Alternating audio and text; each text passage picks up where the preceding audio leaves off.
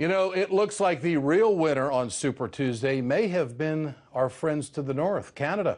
According to Google Trends, searches for how to move to Canada surged Tuesday night, with many Americans thinking about heading north just in case the election doesn't turn out to their liking. Alex Mihailovich joins us tonight from Toronto. I've got a business in Canada, Alex, but I'm not moving there. Okay, I'll tell you that. We're going to win this election one way or another. But what is the Canadian reaction when they see all these Google searches? And it must be a level of comedy in all of this. How serious is it? We kind of get it, right? You got a guy that's orange with funny hair, and you got a woman there who was a bit of a warmonger, started stuff in Libya. Some even blame her for bombing Serbia and Kosovo and all that. It's not really the best two to choose from if it ends up that way, really. But the numbers on Google Trends kind of showed it. People are getting a little bit how can I say it? A little bit afraid of what might go down. 350% jump.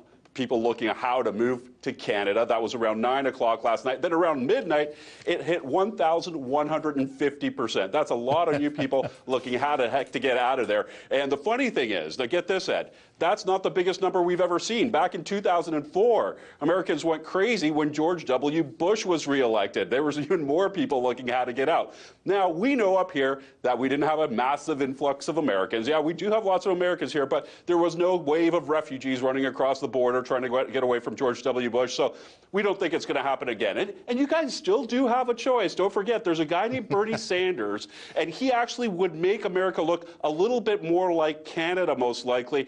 Don't be afraid of that word socialism, really. Yeah, you get food stamps in the States. You do have Obamacare, and some veterans are actually helped out when they come back from war. So that's what socialism really looks like. We just up it a little bit with our health care, and we like putting people through school, too. So maybe you guys should look into that. And is it hard to become a Canadian citizen? Is it very detailed and lengthy?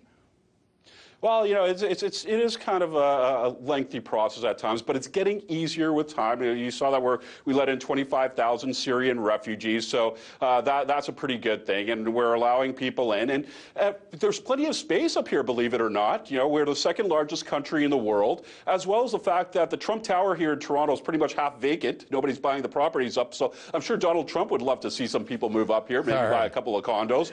Other than that, I mean, look, we're the same thing. I don't know if you remember, Ed, a show called Kids in the Hall back in the 90s.